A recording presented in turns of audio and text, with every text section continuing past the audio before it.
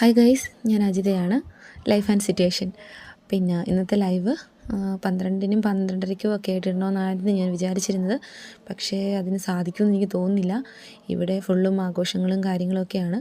അപ്പോൾ ഇവിടുത്തെ 12 മണി എന്ന് പറയുമ്പോഴത്തേക്ക് നമ്മൾ എന്നും ലൈവ് ഇടുന്ന ആ ഒരു ടൈമൊക്കെയാണ്.